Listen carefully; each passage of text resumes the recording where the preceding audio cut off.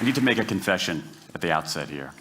A little over 20 years ago, I did something that I regret, something that I'm not particularly proud of, something that in many ways I wish no one would ever know, but that here I feel kind of obliged to reveal. In the late 1980s, in a moment of youthful indiscretion, I went to law school. Now,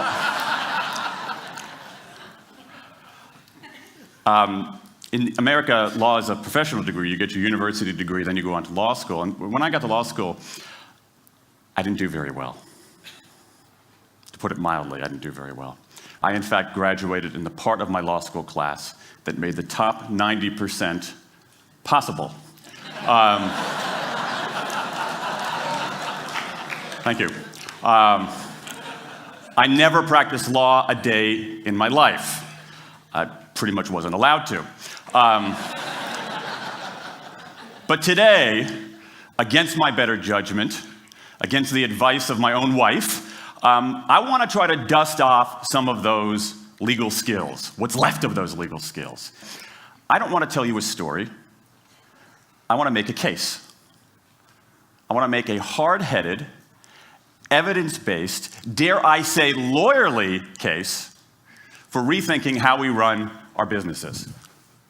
So, ladies and gentlemen of the jury, take a look at this. This is called the candle problem. Some of you might have seen this before. It was created in 1945 by a psychologist named Carl Duncker. Carl Duncker created this experiment that's used in a whole variety of experiments in behavioral science. And here's how it works. Suppose I'm the experimenter. I bring you into a room. I give you a candle, some thumbtacks, and some matches. And I say to you, your job is to attach the candle to the wall so the wax doesn't drip onto the table. Now, what would you do? Many people begin trying to thumbtack the candle to the wall. Doesn't work. Some people, and I saw somebody kind of make the motion over here, some people have a great idea where they light the match, melt the side of the candle, try to adhere it to the wall. It's an awesome idea, doesn't work. And eventually, after 5 or 10 minutes, most people figure out the solution, which you can see here.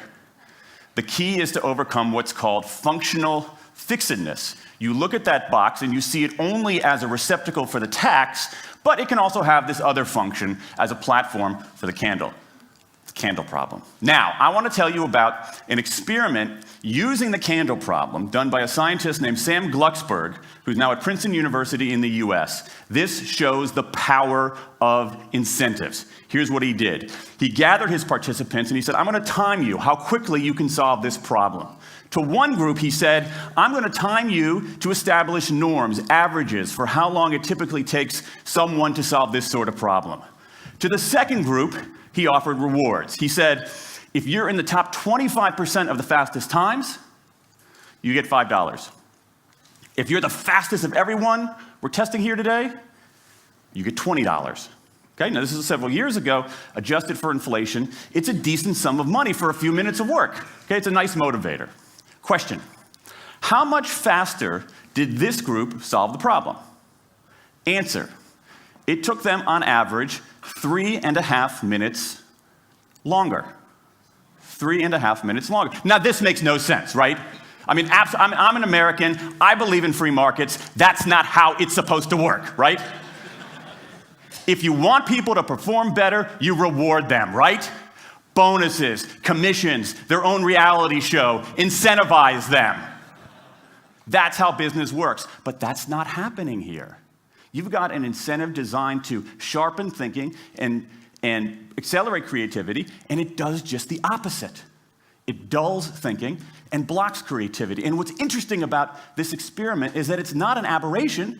This has been replicated over and over and over again for nearly 40 years. These contingent motivators. If you do this, then you get that. Work in some circumstances, but for a lot of tasks, they actually either don't work or often they do harm. This is one of the most robust findings in social science and also one of the most ignored. I spent the last couple of years looking at the science of human motivation, particularly the dynamics of extrinsic motivators and intrinsic motivators. And I'm telling you, it's not even close. If you look at the science, there is a mismatch between what science knows and what business does. And what's alarming here is that our business operating system, think of the set of assumptions and protocols beneath our businesses, how we motivate people, how we apply our human resources. It's built entirely around these extrinsic motivators, around carrots and sticks. That's actually fine for many kinds of 20th century tasks. But for 21st century tasks, that mechanistic reward and punishment approach doesn't work, often doesn't work, and often does harm. Let me show you what I mean. So Glucksberg did another experiment similar to this, where he presented the problem in a slightly different way, like this up here. Okay? Attach the candle to the wall so the wax doesn't drip onto the table. Same deal. You were timing for norms. You were incentivizing. What happened this time? This time, the incentivized group kicked the other group's butt. Why? Because when the tasks are out of the box, it's pretty easy, isn't it?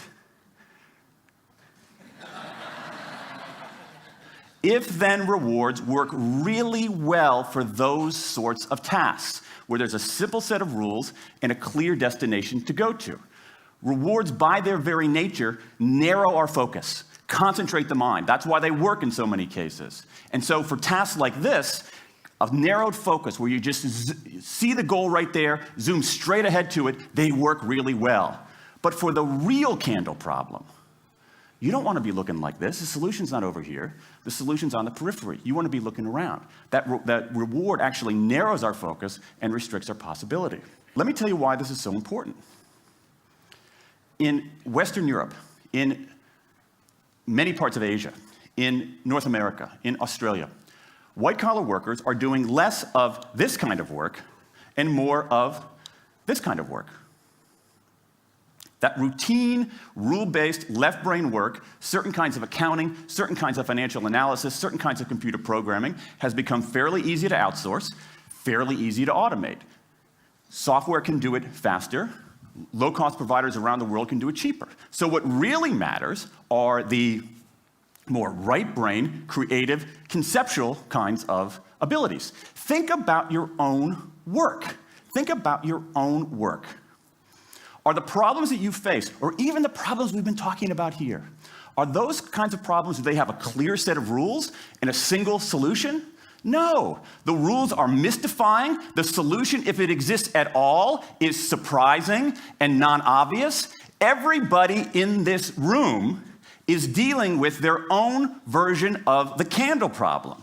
And for candle problems of any kind, in any field, those if-then rewards, the things around which we've built so many of our businesses, don't work. Now, I mean, it makes me crazy. And this is not, here's the thing, this is not a feeling. Okay, I'm a lawyer, I don't believe in feelings. This is not a philosophy. I'm an American, I don't believe in philosophy. This is a fact, or as we say in my hometown of Washington, D.C., a true fact. Let me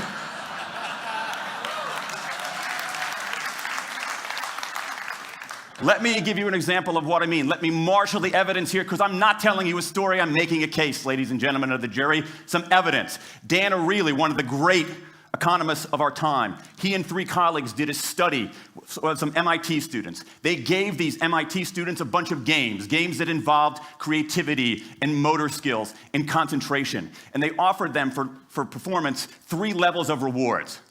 Small reward, medium reward, large reward. Okay? Do really well, you get the large reward, on down. What happened?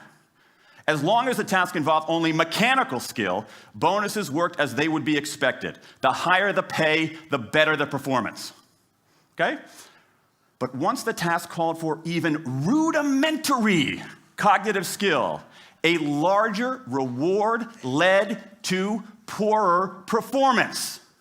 Then they said, okay, let's see if there's any cultural bias here. Let's go to Madurai, India and test this. Standard of living is lower. In Madurai, a reward that's modest by North American standards is more meaningful there. Same deal. A bunch of games, 3 levels of rewards. What happens? People offered the medium level of rewards, did no better than people offered the small rewards. But this time, people offered the highest rewards. They did worst of all. In 8 of the 9 tasks we examined across 3 experiments, higher incentives led to worse performance. Is this some kind of touchy-feely socialist conspiracy going on here? No, these are economists from MIT, from Carnegie Mellon, from the University of Chicago. And do you know who sponsored this research?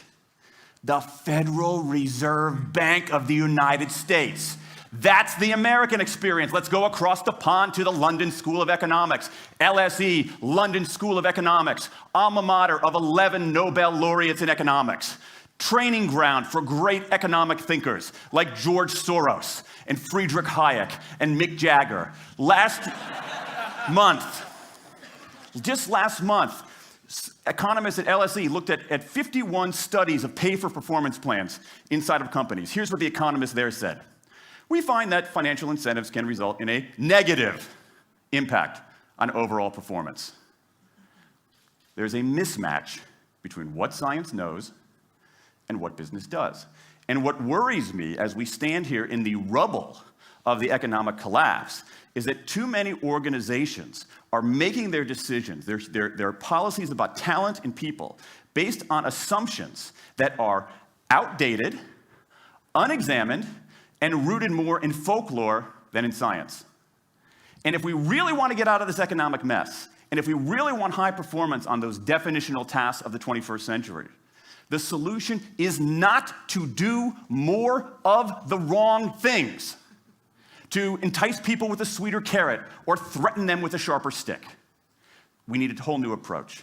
The good news about all this is that the scientists who've been studying motivation have given us this new approach. It's an approach built much more around intrinsic motivation, around the desire to do things because they matter, because we like it, because they're interesting, because they're part of something important.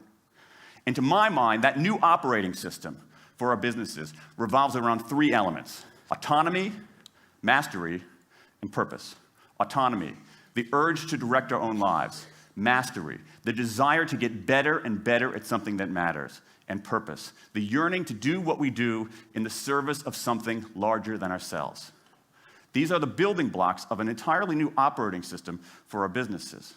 I want to talk today only about autonomy. In the 20th century, we came up with this idea of management. Management did not emanate from nature. Okay? Management is it's not a tree, it's a television set. Okay? Somebody invented it. And it doesn't mean it's going to work forever. Management is great. Traditional notions of management are great if you want compliance. But if you want engagement, self-direction works better.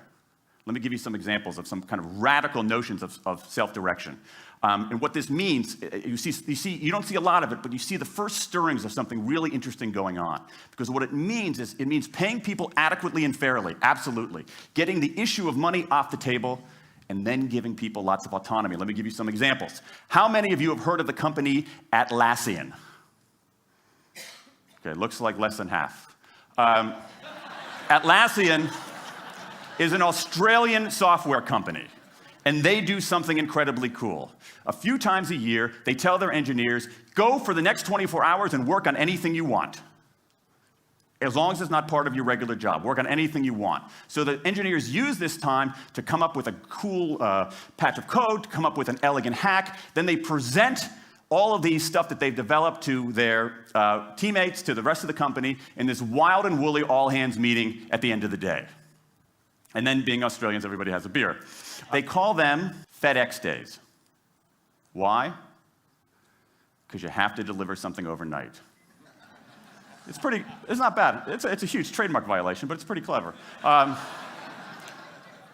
one day of intense autonomy has produced a whole array of software fixes that might never have existed.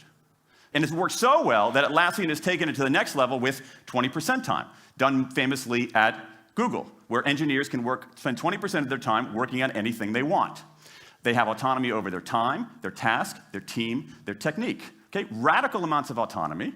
And at Google, as many of you know, about half of the new products in a typical year are birthed during that 20% time. Things like Gmail, Orchid, Google News. Let me give you an even more radical example of it. Something called the results-only work environment, the ROW, created by 2 American consultants in place at about a dozen companies around North America. In a row, people don't have schedules. They show up when they want. They don't have to be in the office at a certain time or any time. They just have to get their work done. How they do it, when they do it, where they do it, is totally up to them. Meetings in these kinds of environments are optional. What happens? Almost across the board.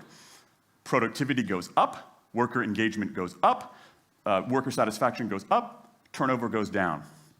Autonomy, mastery, and purpose. These are the building blocks of a new way of doing things. Now, some of you might look at this and say, that sounds nice, but it's utopian. And I say, nope. I have proof. In the mid-1990s, Microsoft started an encyclopedia called Encarta. They had deployed all the right incentives. All the right incentives. They paid professionals to write and edit thousands of articles. Well-compensated managers oversaw the whole thing to make sure it came in on budget and on time. A few years later, another encyclopedia got started. Different model, right? Do it for fun. No one gets paid a cent or a euro or a yen. Do it because you like to do it. Now, if you had, just 10 years ago, if you had gone to an economist anywhere and said, hey, I got these 2 different models for creating an encyclopedia. If they went head-to-head, who would win? 10 years ago, you could not have found a single sober economist anywhere on planet Earth who would have predicted the Wikipedia model. This is the titanic battle between these 2 approaches. This is the Ali Frazier of motivation, right? This is the thriller in Manila, all right? Intrinsic motivators versus extrinsic motivators. Autonomy, mastery, and purpose versus carrots and sticks. And who wins? Intrinsic motivation, autonomy, mastery, and purpose in a knockout. Let me wrap up. There's a mismatch between what science knows and what business does. And here's what science knows. 1, those 20th century rewards, those motivators we think are the natural part of business, do work, but only in a surprisingly narrow band of circumstances. 2, those if-then rewards often destroy creativity. 3, the secret to high performance isn't rewards and punishments, but that unseen intrinsic drive, the drive to do things for their own sake, the drive to do things because they matter. And here's the best part.